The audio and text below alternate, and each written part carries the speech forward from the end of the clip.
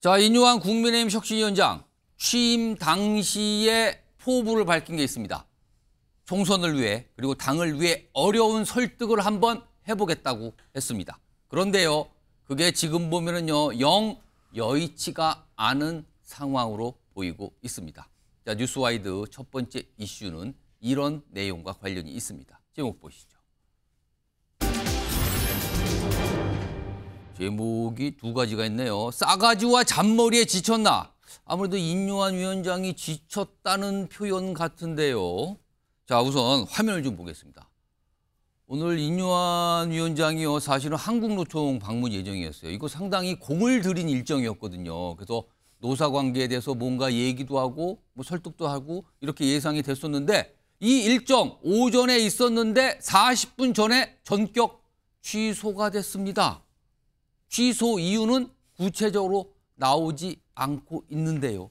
일단 짐작 가는 게 있는데, 지금 언론에서는 두 가지 정도로 짐작하고 있어요. 최근에 이른바 이준석 전 대표와 관련돼서 무슨 버르장머리, 뭐 부모, 뭐 이런 얘기가 있었거든요. 그게 하나가 있고요. 또 하나는 지난 주말 동안 김기현 국민의힘 대표 울산에서 큰 행사 열었거든요. 근데 이게 여러 가지 해석을 하면서 인요한 위원장을 불편하게 한 거 아닌가. 이렇게 두 가지 이유가 지목이 됐는데, 우선 첫 번째 이준석 전 대표와 관련된 내용인데요. 오늘 먼저 인요한 위원장이 뭐라고 얘기를 했어요, 얼마 전에. 근데 그걸 가지고 오늘 이준석 전 대표가 반응을 보였거든요.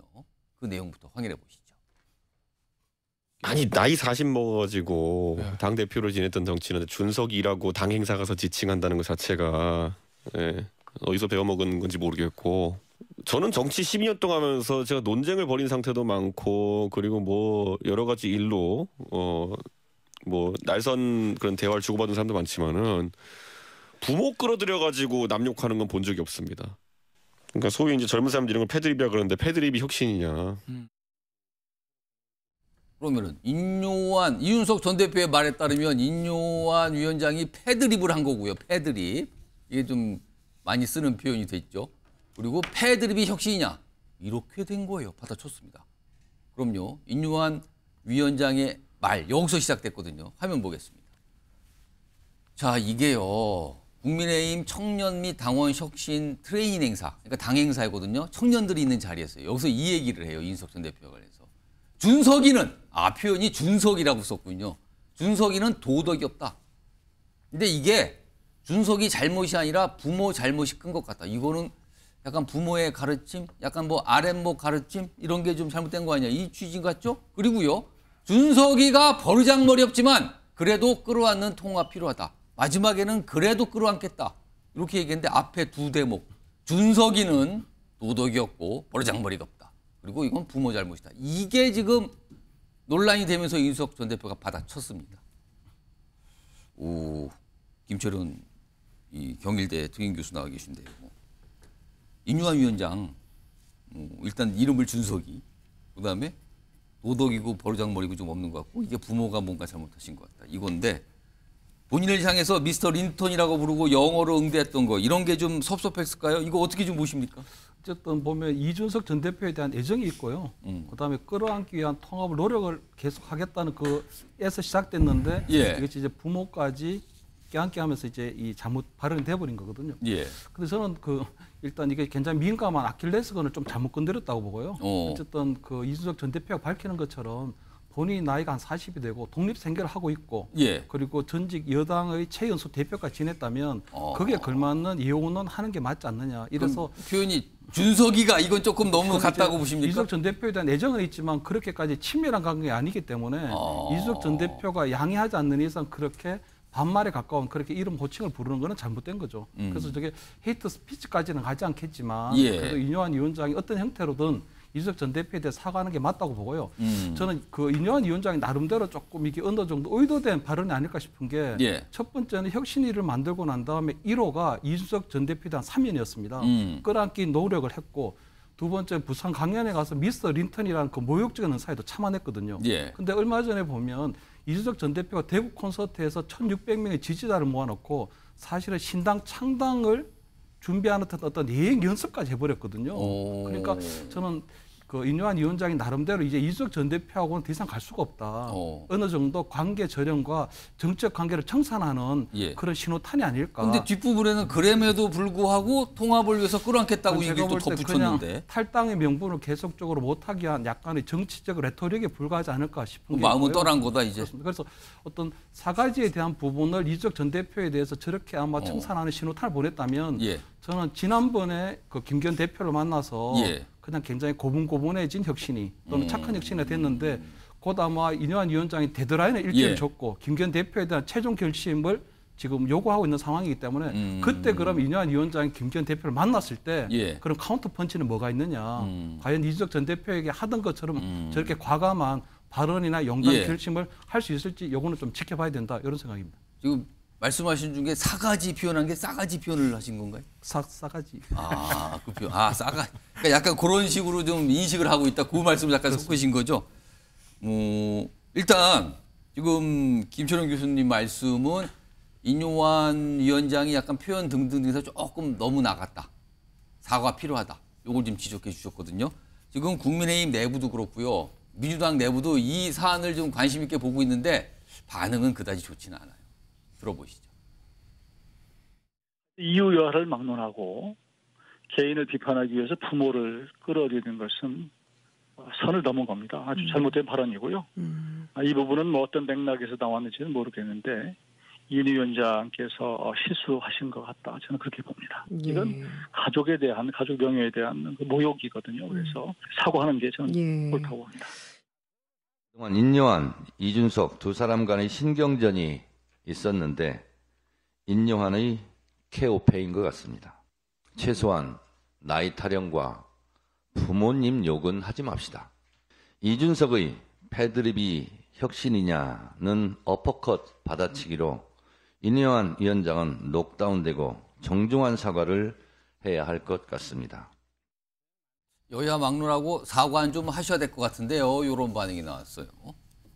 정혁진 변호사. 네네. 오늘 오전에 한 언론에서 요 사안 다루시고 말씀하셨는데 이준석 전 대표가 바로 받아쳤거든요. 그거. 뭐 저한테 그랬다는 것 같지는 않고요. 어. 네, 제가 봤을 때 그 인유한 위원장이 도덕이 없다라고 표현을 했지만 예. 이거는 조금 표현을 잘못하는 것 같아요. 어. 예의가 없다라는 정도로 표현을 해야 되는데 예. 이걸 이제 도덕이라는 말을 쓰니까 조금 말이 어색해진 것 같고 그런데 왜 예의가 없는가? 연장자 대우를 제대로 안 한다. 지금 가장 최근에 있었던 게 인안 소동이지 않았습니까? 아. 인유한 안철수 이렇게 어쨌든 나이가 훨씬 많은 사람들인데 그분들에 대해서 제대로 대접을 안 했으니까 심지어 위아래도 없다라고 보는 것 같아요. 왜냐하면 가장 문제가 됐던 이야기가 뭐냐면 대통령을 지칭하면서 실질적으로 지칭하면서 양두구육이라는 표현까지 썼잖아요. 그렇습니다. 이건 누가 봐도 이제 대통령까지 우리나라에서 제일 위에 있는 예. 우리나라를 대표하는 대통령한테 양두구육이라고 하는 모욕적인 표현까지 썼으니까 이런 걸 보면은 이제 예의가 없는 거 아니냐 이런 생각을 하고 있었던 것 같은데 옛날에 유행했던 굉장히 많이 팔렸던 베스트셀러 중에 어떤 책이 있었냐면 내가 정말 알아야 할 모든 것은 유치원에서 배웠다. 이런 책이 있었지 않았습니까? 그런 이제 책이 있었어요? 그런 유치원에서 책이 다 있었어요. 배웠다고? 네네. 그게 예. 베스트셀러였어요. 30년도 넘게 그 베스트셀러인데 그런데 이것과 비슷한 우리나라 이야기가 뭐가 있냐면 예. 밥상머리 교육이 중요하다. 이런 이야기 있지 않습니까? 그러니까 이제 인유한 위원장은 그렇기 때문에 예. 부모님이 제대로 예의를 안 가르친 거 아니냐 이런 뉘앙스로 이야기를 한 것 같고요. 그다음에 결론은 뭐냐면 인유한 위원장은 그렇지만 내가 그래도 끌어안겠다. 이게 결론이었던 것 같은데 예. 지금 이야기한 모든 것들은 다 그냥 그 휘발되어 버리고 예. 뭐만 남았냐? 부모 잘못만 남은 거예요. 그런데 어떻게 우리나라가 뭐 연좌제가 있는 것도 아닌데 예. 왜 부모를 갖다 건드리느냐? 이거는 누가 봐도 선을 넘은 것이 아닌가? 예. 이런 생각을 여야 할 거 없이 다 할 수밖에 없는 것 같고요. 예. 그다음 여기에 대해서 이제 공격당할 지금 조금 전에 정청래 최고위원은 뭐 어퍼컷 날렸다 이렇게 이야기했는데 예. 빌미를 준 건 사실인 것 같고 그렇기 때문에 제가 봤을 때는요. 제가 그 인유한 위원장은 빨리 제대로 된 사과를 하는 게 필요하다. 빨리 수습해야 된다 지금은. 왜냐하면 본인은 사과를 받지 못했지만 그렇다고 하더라도 인유한 위원장은 사과를 해야 된다. 왜냐하면 똑같은 사람이 되는 건 그 맞지 않는 거 아니겠습니까? 연장자이니까 먼저 그런 모습을 보여주는 것이 필요하겠다. 저는 그렇게 생각이 됩니다. 조혁진 변호사가 좀 인유한 위원장 빨리 사과하시는 게 받겠습니다라고 말씀하셨는데 그때 똑같은 사람이 될 필요 없잖아요. 오늘 정혁진 변호사 또 이준석 전 대표 지지자들이 뭐 댓글로 막 뭐라 그러는 거 아닐지 싶기도 한데요. 지금 살짝. 요거요. 한민수 민주당 대변인 나와 계신데요. 네. 만약에 가정을 좀 해서 이준석 전 대표와 같은 스타일이 지금 민주당에서 굉장히 중요한 역할을 하고 있다면 민주당에서는 어땠을까요?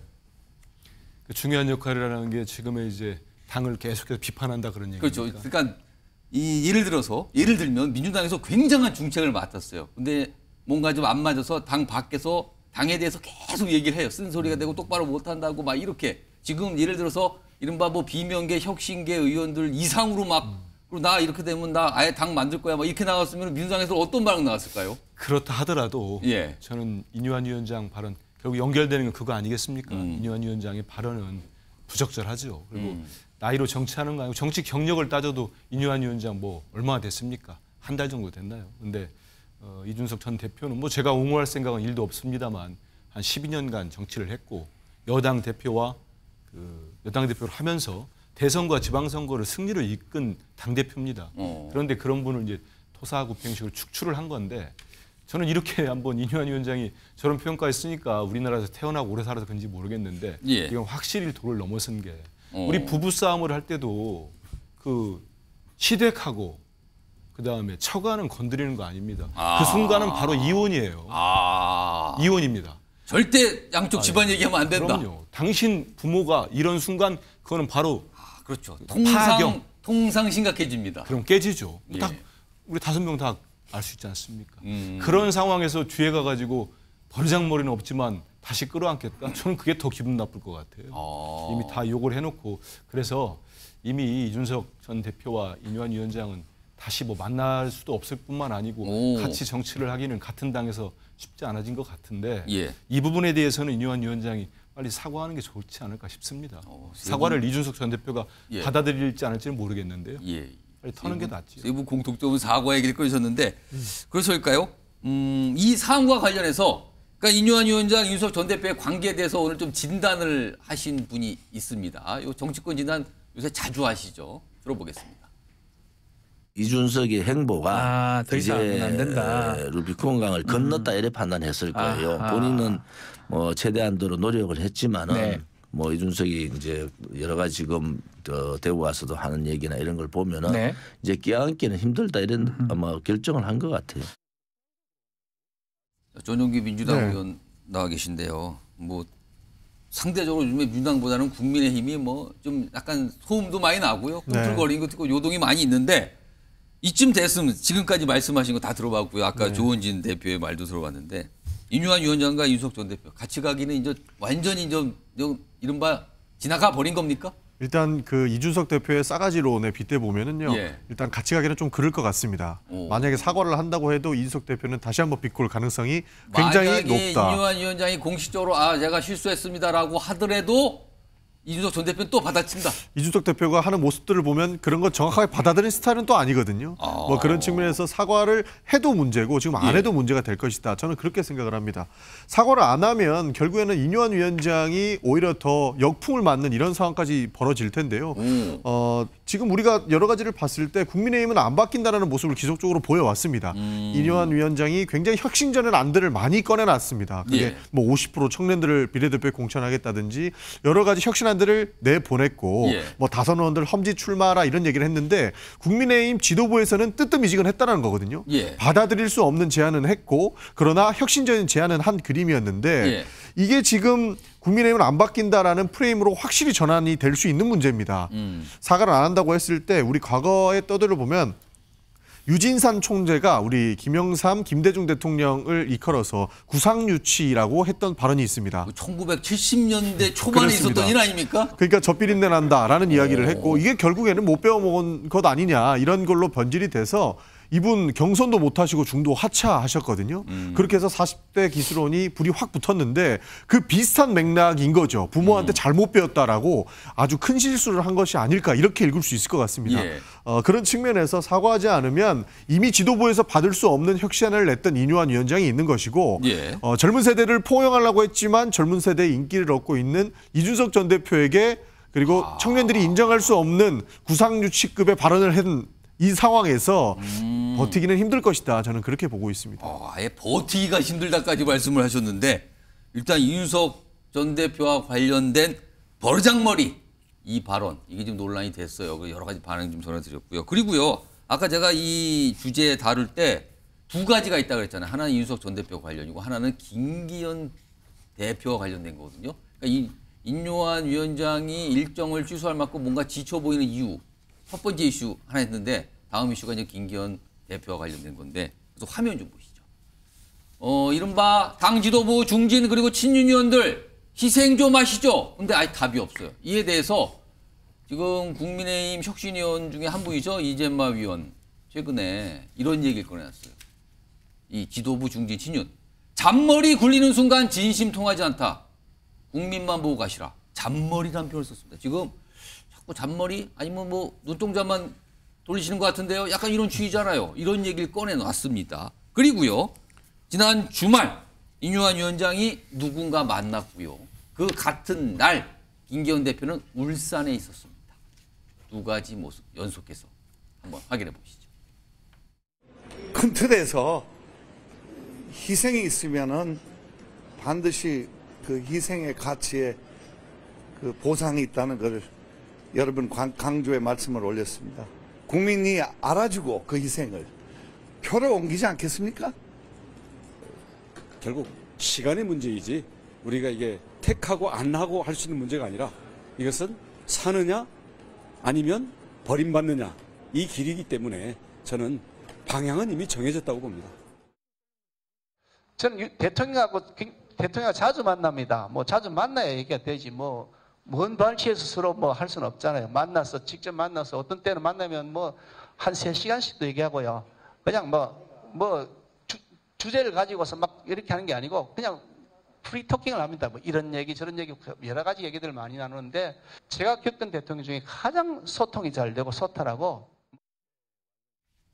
김기현 대표의 말을 저게 울산에서 의정보고회를 그 당시에 3차례 열었거든요. 하루에. 그러면서 이른바 이제 의정보고회 오시는 분은 대부분이 김기현 대표를 지지하시는 분들이잖아요. 울산에서 거주하시면서. 이런 분들 앞에서 나 대통령하고 친해요.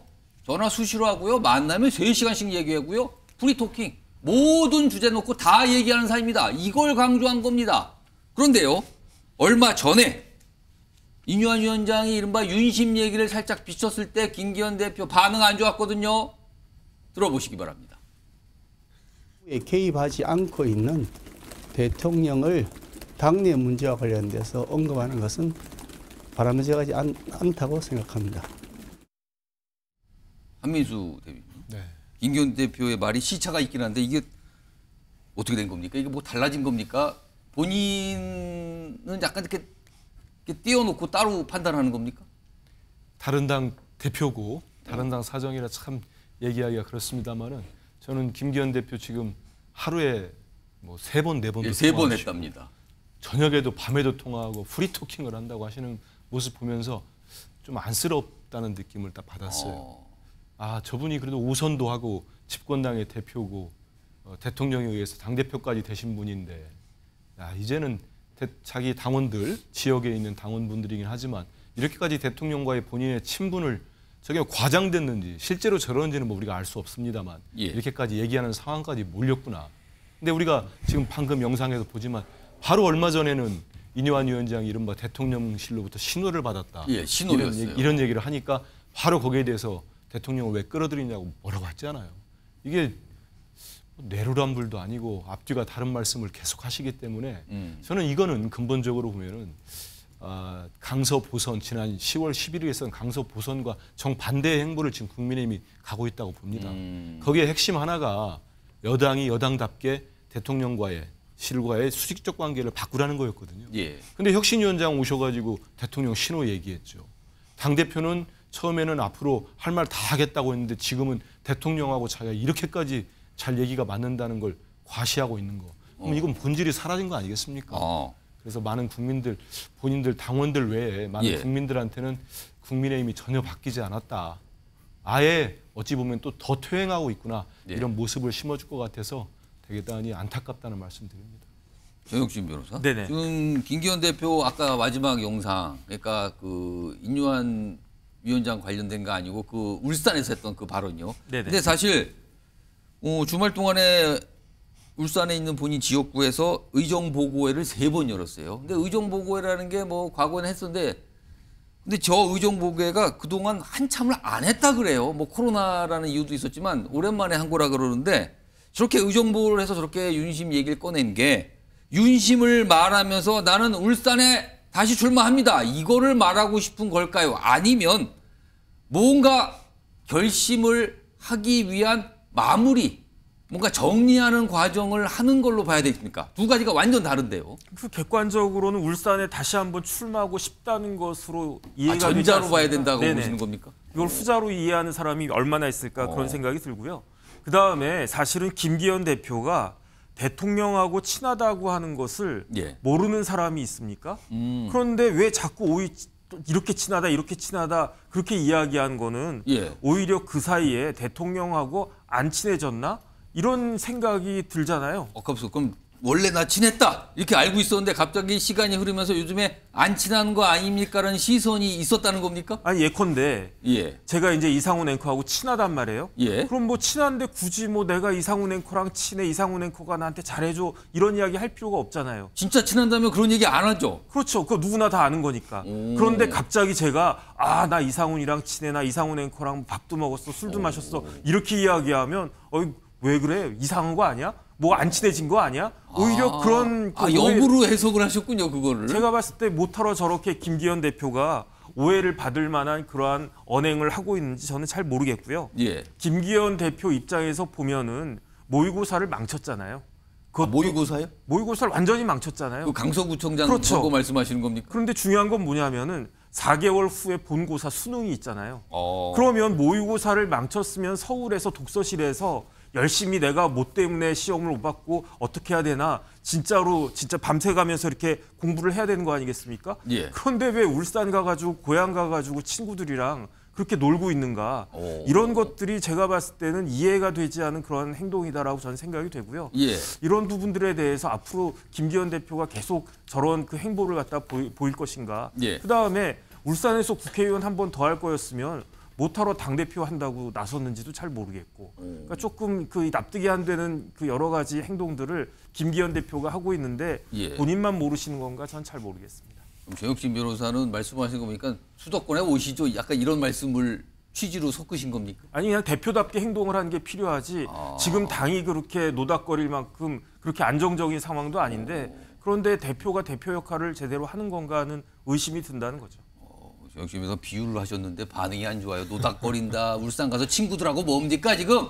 본고사 준비해야 되는데 지금 약간 수능 준비해야 되는데 이렇게 비유를 하셨어요. 그런 상황에서요. 오늘 상황이 이러니까 이런 장면도 주목을 받아요. 저 화면에 사진이 좀 2장이 위아래로 있는데 달라진 국민의힘 자리 배치요. 일단 지난 16일 열흘 전에 최고위원회인데 이렇게 앉아있으면 저게 김기현 대표가 중심에 있잖아요. 그리고 양측에 이 전당대회에서 다득표를 한 최고위원들이 가까이 앉잖아요. 그러니까 옆에 김병민 최고위원이 앉았었어요. 그리고 옆에 윤재욱 원내대표는 뭐 원내대표의 위상이 있으니까 이런 배치였는데 오늘이요. 오늘 김병민 최고위원이 어디로 간가 보세요. 왼쪽 끝으로 갔네요. 김병민. 옆에인데. 그리고 거기에 김석기 최고위원. 최근에 이 공석이 된 자리를 뭐 당에서 이제 뽑혔잖아요. 여기에 앉은 거예요. 근데 김석기 최고위원 영남 출신 아니었습니까? 영남 지역 국회의원이고. 근데 이렇게 자리 배치가 바뀌었거든요. 자, 이걸 가지고도 오늘 당 안팎에서 약간 쑥덕쑥덕 했어요. 이 일 가지고. 전용기 의원. 네. 일단 국민의힘 내부에서는 아니 전례를 따른 거다. 원래 김재원 전 최고위원이 가장 다득표였었는데 그 자리가 비니까 김병민 최고위원이 왔다가 다시 김재원 최고위원 자리를 대체할 분이 왔으니까 다시 간 것뿐입니다라고 설명을 하고 있는데 이거 어떻게 보십니까? 그거는 방어 논리에 불과한 거죠. 그러니까 보궐선거로서 이제 당원들의 압도적 지지가 있지 않고 보궐선거로 들어온 거지 않습니까? 사실 정식 전당대회는 아니고 약간 임시적인 어떤 절차를 통해서 뽑힌 거죠. 그렇죠. 그러면 당연히 김병민 최고위원이 저 자리에 앉았어야 되는 게 맞는데 그동안에 사실 이게 관행을 깬 것이지 이게 오히려 관행을 지킨 것이다라고 하기에는 좀 부족한 부분이 많아 보입니다. 그러니까 김병민 최고위원 입장에서는 굉장히 좀 불쾌했을 수도 있을 것 같아요. 갑자기 옆에 있다가 한참 건너 저쪽으로 갔거든요, 지금. 이게 사실 정치권에서 가장 중요한 게 의전 서열을 어떻게 따를 것인가가 중요하지 않습니까? 의전하면 역시 자리인데. 그렇죠. 그런 부분에서 당원들의 압도적 지지 속에서 어떻게 자리를 배치할 것까지가 이게 의전 서열로 결국에는 연계되는 지점인데 김병민 최고는 결국에는 그 의전에서 밀렸다라고 볼 수밖에 없는 겁니다. 그러면 사실 김석기 의원들은 김석기 의원을 지지하시는 분들은 당연히 김석기 의원이 가야 되지라고 이야기할 수 있지만 김병민 최고를 지지하시는 분들은 왜 이것이 밀린 것이지에 대한 그런 질문부터 던지지 않겠습니까? 지금 약간 지지 얘기를 하셨는데 김석기 최고위원, 김석기 의원을 지지하시는 분들은 영남에 계시고 그렇죠. 김병민 최고위원을 지지하시는 분은 서울에 계세요. 그렇죠. 그래서 당의 힘이 어디로 쏠려 있는지를 충분히 볼 수 있는 그런 지점이다라고 보는 겁니다. 김석기 최고위원이 당선되기까지는 제가 다른 당에서 잘 알지는 못하겠습니다만 영남권 의원들의 힘이 압도적으로 작용했을 그런 생각이 있거든요. 왜 그러냐면 영남권에서 최고위원이 한 명 나오면 만약에 인유한 혁신위원회에서 영남권 국회의원들을 험지 출마해라라고 이야기할 때 오히려 방어해 줄 수 있는 만한 그런 인물이 아니겠습니까? 그런 측면에서 영남권 중진이나 영남권 의원들이 김석기 의원을 대대적으로 밀었을 것이고 그런 측면에서 최고위원회가 열렸을 때의 이 힘싸움에서도 김병민 최고가 밀렸다라고 봐도 과언이 아니기 때문에 이 부분은 오히려 관행을 역이용해서 김병민 최고가 좀 불쾌한 상황까지 만들어졌다. 저는 그렇게 보고 있습니다.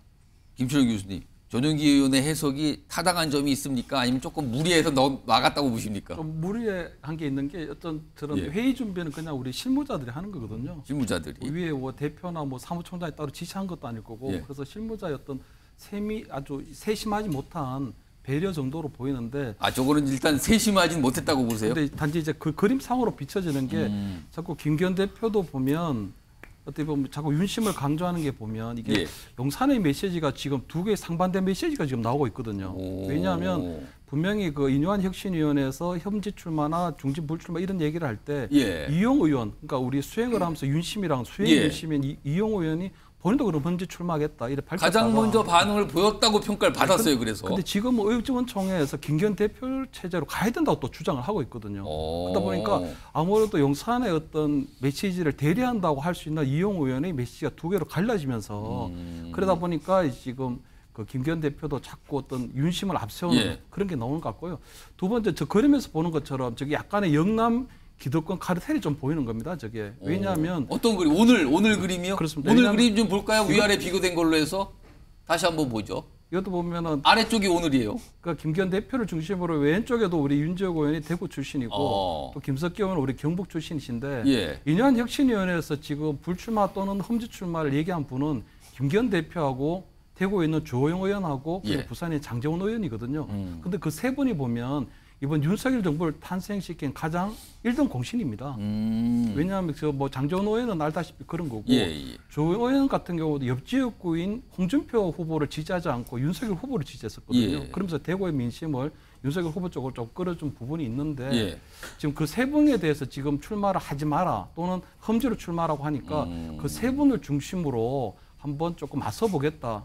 그 나란히 쭉 앉아 있는 모습이 그걸 좀 정면 돌파해 보겠다. 그리고 그 세 분 뒤에 마찬가지로 뭐 우리 영남권에 있는 의원들도 같이 순망치안이라고 김기현 대표를 중심으로 해서 조금 버티는 게 아닌가. 왜냐하면 과거에는 의원총회에서 김기현 대표에 대한 저런 어떤 혁신의 그 주장이 나왔을 때 조금 거기에 대해서 연판장이 돌거나 초재선 의원들이 그런 식이 있었거든요. 2011년도에도 홍준표 대표가 물러날 때 초재선 의원들이 연판장이 가장 대표를 하는 부분이 있었는데 지금 그런 목소리조차도 없기 때문에 조금 그런 부분이 있지 않나 그렇게 생각합니다.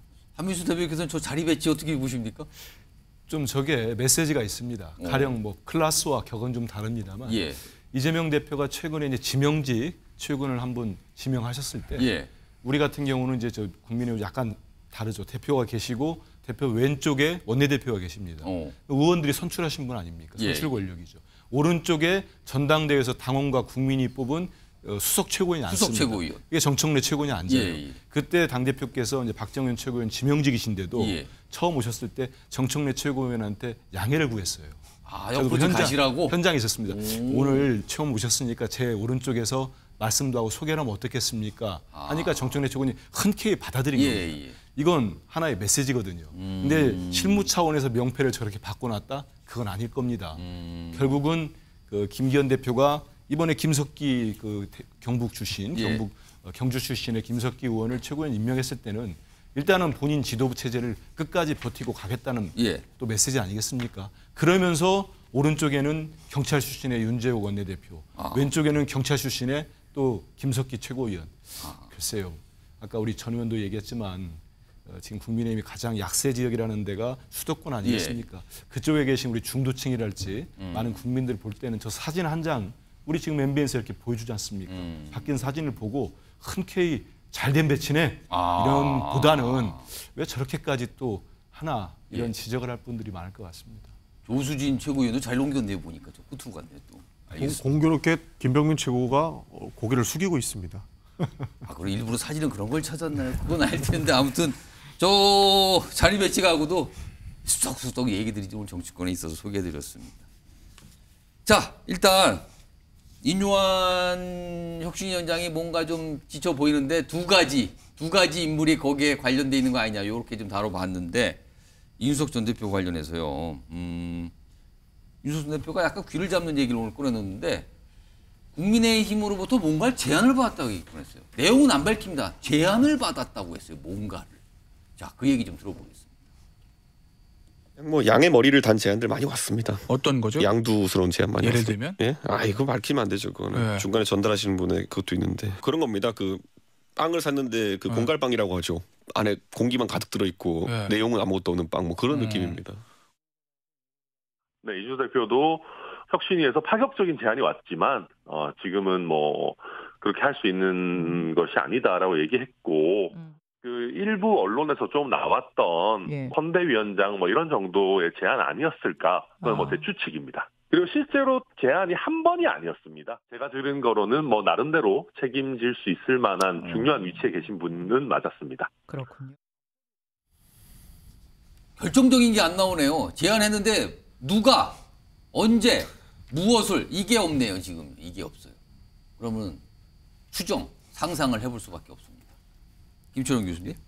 자 누가 무슨 제안을 했을까? 일단 이게 가장 궁금하네. 이거 어떻게 좀 머릿속에 그려지십니까? 일단 누가라고 하는 부분은 좀 알 수가 없는 게요. 지금 용산이나 아니면 당 지도부하고 이준석 전 대표 사이를 가교 역할을 할 수 있는 사람이 없습니다. 없다. 없고요. 그렇기 때문에 지금 어떤 굉장히 의미 있는 책임 있는 제안을 할 수 있는 경우도 없다. 단지 이제 최근에 이준석 전 대표가 밝힌 건 국민의힘 후보로 대구에 출마하지는 않겠다고 했거든요. 그리고 통상적인 제안, 통상적인 의견 정도는 있었지만 그것을 거절했다고 한 부분이 있기 때문에 저는 이준석 전 대표가 지금 현재 보면 신당 뭐 창당 가능성 한 70% 정도 보고 있는데 여전히 국민의힘에서 어떤 제안이 있기를 기다리는 것 같아요. 그래서 통상적인 제안이 아니고 통 큰 제안을 조금 기다리는 것 같은데. 그럼 지금까지 온 제안은 뭐가 왔을까요, 그러면? 그러니까 지금 뭐 하나 정도 생각할 수 있는 게 국민의힘 후보로 대구에 출마하는 것이 어떠냐. 두 번째는 선대위원장을 맡아서 함께 조금 책임 있는 역할을 하고 하는 게 어떻겠냐. 그런 정도는 왔을 수 있다. 그리고 아니면 세 번째는 이제 뭐 하태경 의원은 조금 더 많이 나가서 과거의 DJP 연대 방식처럼 일정한 지분, 공천 지분권을 좀 줘서 잡는 게 어떻겠냐 하는 이런 건데 지금 생각보다 이준석 신당이 굉장히 조금 부상하고 있지는 않거든요. 계속 붐업은 시도하고 있지만 너무 빤한 조합에서 지금 정체되어 있는 상태이기 때문에 그 정도는 되지 않고 단지 이준석 전 대표 생각하는 것 좀 통 큰 제안은 가급적이면 뭐 2011년도에 박근혜 비대위 때처럼 본인이 총선 공천에 적극적으로 할 수 있는 것 또는 2016년도에 김종인 민주당의 김종인 비대위처럼 총선에 실질적으로 권한을 행사하고 총선을 진두지휘할 수 있는 그런 역할을 조금 기다리는 게 아닌가 좀 그 정도로 생각합니다. 그래서 뭔가 제안이 왔는데 표현을 쓰면 양두스럽다 아니면 공갈빵이다 이렇게 일축을 해버렸네요. 근데요 전용기 의원. 이준석 전 대표 스스로 제안이 있었다. 근데 밝힐 수는 없지만 양두스럽고 공갈빵이다까지 얘기를 했거든요. 근데요, 사실 지금 이준석 전 대표 신당 만들고 있잖아요. 근데 그 제안의 내용이 본인이 생각하기에는 어처구니 없다라는 표현 같아요. 그런 제안이 구체적 내용을 밝힐 경우는 본인이 신당을 만드는데 명분을 더 삼을 수 있는 거 아닙니까? 그 내용을 밝히는 게 오히려? 오히려 밝히는 게 신당 만들 명분이 안 될 수도 있죠. 안 될 수도 있어요. 왜냐하면 지금 이준석 대표 입장에서는 국민의힘에서는 자기를 계속 내치려고 하고 그리고 이쪽에 계속 탄압받고 있다는 이미지를 받아야 결국에는 젊은 층이라든지 본인을 지지해 주는 사람들한테 명분이 있는데 근데 제안이 자꾸 오는 걸 구체적으로 설명을 하게 되면 그렇죠. 네. 만약에 공갈빵이라고 하면 제 생각에 딱 떠오르는 것이 지금 혁신위원회 같은 느낌이에요. 혁신위원회가 아무런 많이 한다고 하더라도 지도부가 안 받아들이면 그게 바로 공갈빵 아니겠습니까? 그럼 이준석 전 대표에게 어떤 조직을 하나 만들어서 이걸 좀 담당해 주세요라는 제안이 있을 수 있는 거 아니냐? 그렇죠. 그러니까 아무런 실권을 휘둘릴 수 없는 그런 조직을 맡아달라고 한들 이준석 대표는 받아들일 이유가 없는 것이죠. 그런 측면에서 이준석 대표는 당연히 받아들일 수 없는 것이고 오히려 이렇게 뭉게구름처럼 키우는 게 본인의 몸값을 올리고 나중에 협상의 여지를 더 둘 수 있을 거라고 생각을 한 것 같습니다. 절대 얘기는 안 하고 있다. 그래서. 그렇습니다. 그리고 만약에 진짜 이준석 대표가 지금 국민의힘을 위해서 그리고 윤석열 정부의 성공을 위해서 보수의 대표가 되고자 한다면 이런 내용 얘기 안 했을 거예요. 어떤 내용인지 누가 언제 어디서 무엇을 육하원 측에 의거해서 얘기하지도 못하는 내용들을 지금 왜 살짝 내비치냐 이거죠. 그렇죠. 거품 키우듯이 이야기만 하고 이것으로 다시 한번 주목을 받고 있지 않습니까? 그런 측면에서 봤을 때는 이준석 대표는 본인의 몸값 올리기에 아직까지 혈안이 되지 않았나 이렇게 보고 있는 것 같습니다. 일단 뭐 여러 가지 본인이 안 밝히니까 몰라요. 아무튼 뭔가 제안이 있었다는데 그걸 영 별로다 이렇게 취지로 얘기를 한 거죠. 이런 가운데 본인의 앞으로의 어떤 목적 앞으로의 행보에 관해서 지난 주말에 대구에 가서 설명을 하고 오늘도 언론 인터뷰를 통해서 설명을 좀 내놓은 게 있어요. 이 내용을 좀 들어보시기 바랍니다. 제가 예측하기로는 우리 12분의 대구 국회의원 중에서 제 생각엔 반수 이상이 아마 이번에 물갈이의 대상이 될지도 모릅니다. 저도 만약에 결정하게 되면은 결정 시점을 일부러 늦게 끌 이유는 없을 것으로 보입니다. 그 이상 늦추면은 저도 선택할 길이 줄어들게 됩니다. 저에게 항상 최우선 과제는 노원병에 당선되는 겁니다. 전 접은 적이 없고요. 저는 노원병에서 제가 정치하는 것에 의미를 상당히 부여해서 어떤 사람이 10년 가까이 투자했다는 거는 당연히 의지를 갖고 한 거 아니겠습니까? 영진 변호사. 네네. 대구 의원 반 이상 물갈이 가능하다. 상당 늦출 수 없다. 라고 얘기하면서 동시에 최우선 과제는 노원병 당선이다. 본인은. 이거 뭐 진심이나 진짜 생각이 뭐죠? 어떤 걸 지금 목표로 하는 겁니까? 제가 봤을 때는 이게 말이 안 되는 이야기를 하는 것 같아요. 서로 앞뒤가 안 맞잖아요. 노원이면 노원, 대구면 대구 이렇게 해야지. 그런데 상식적으로 대구는 제가 봤을 때 노원보다도 더 어려운 곳이라고 생각을 하거든요. 그런데 노원에 출마해서 대구에 출마해서 당선이 되겠다. 본인만 당선되는 게 아니라 그 절반 정도를 물갈이를 하겠다. 이게 도대체 무슨 말인지 전 도저히 납득이 되지가 않고요. 그다음 조금 전에 한 이야기도 마찬가지로 앞뒤가 안 맞는다고 생각이 되는 게 파격적 제안인데 그것이 공갈빵이라고 그랬잖아요. 공갈빵이 파격적 제안입니까? 안고가 딱 들어가 있는 제대로 된 그런 빵이 그 파격적인 제안이지 그냥 겉만 멀쩡한 것을 누가 파격적인 제안이라고 하겠습니까? 그러니까 지금은 어떠한 제안인지 본인이 명백하게 밝혀야 돼요. 그래야지 밝혀야지 검증이 되지 않겠습니까? 선대위원장을 갖다가 제안을 받았다. 그러면은 그 국힘에서 선대위원장 줬다 안 줬다 그 이야기가 나올 거 아니에요. 그런데 아무런 이야기도 하지 않고 어떤 중요한 그 제안을 받았는데 그게 공갈빵이다. 그럼 이게 무슨 이야기인가? 그다음에 기본적으로 신당 창당할 사람이 저런 이야기를 지금 못하러 하는지 빨리 탈당해가지고 신당 창당할 그 준비를 하는 게 이제 한 달도 안 남았잖아요. 오늘이 27일인가 그렇잖아요. 그러면 12월 27일 딱 한 달밖에 안 남았는데 저렇게 그 편안하게 앉아서 그러고 있을 시간이 돼야? 전 어쨌든 행동도 그렇고 말도 그렇고 제 머리로는 납득이 안 되는 부분들이 너무나 많은 것 같습니다. 지금 자막이 나가는데 이게 방금 전에 이준석 전 대표가 한 언론에서 이런 얘기를 꺼냈어요. 나는 노원, 부모님은 대구, 고향 얘기를 꺼냈고요. 그러면서 나는 대구의 아들 정도다. 사실상 나는 대구의 아들이다. 이 취지잖아요. 그러면서 또 최우선 목표는 노원병에 당선되는 거. 한민수 대변인? 네.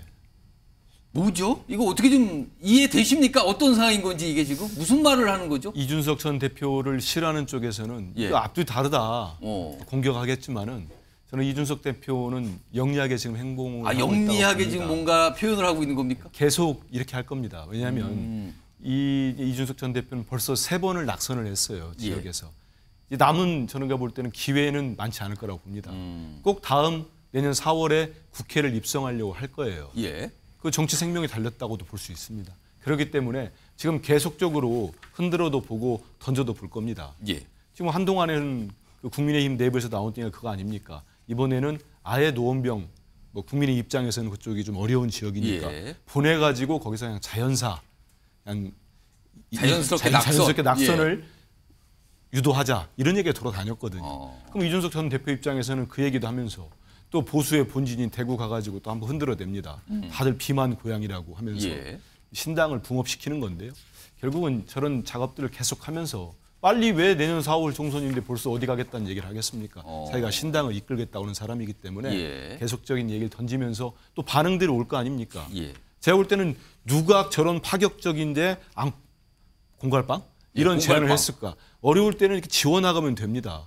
저는 국민의힘 지도부 1번, 2번 윤핵관, 두 군데는 절대 아니에요. 왜냐하면 두 군데는 양쪽 다 사경을 헤매고 있어요 지금. 사경을 헤매고 이미 있다. 이런 걸 할 사안이 못 됩니다. 안 되고. 그러면 겨우 남은 게 2개입니다. 사지선다형이니까 2개. 혁신이 또는 용산 대통령실. 그런데 이준석 전 대표가 저런 반응을 보일 때는 메신저가 별로 신뢰를 못하는 거예요. 결국은 저는 혁신이가 아닐까 싶은데 다른 데가 나오란 얘기죠. 계속 얘기를 하면서 궁지로 몰면서 또 반응도 보고 본인 지역구가 됐던 어떤 형태가 됐던 던지면서 계속 흔들어대는 일을 하지 않을까 이런 생각을 해봅니다. 자, 이준석 전 대표 신당 얘기 조금씩 구체적으로 퍼센티지를 높이고 있죠. 그러면서 대구와 동시에 서울 노원 얘기를 동시에 꺼내놓고 있는 상황입니다. 그래서 많은 분들이 궁금해하세요. 두 가지가 같이 갈 수 있나요? 아니면 다른 뭔가 있는 건가요? 이런 궁금증을 좀 자아내고 있는 상황입니다. 자, 첫 번째 이슈 쭉 길게 다각도로 좀 전해드렸고요.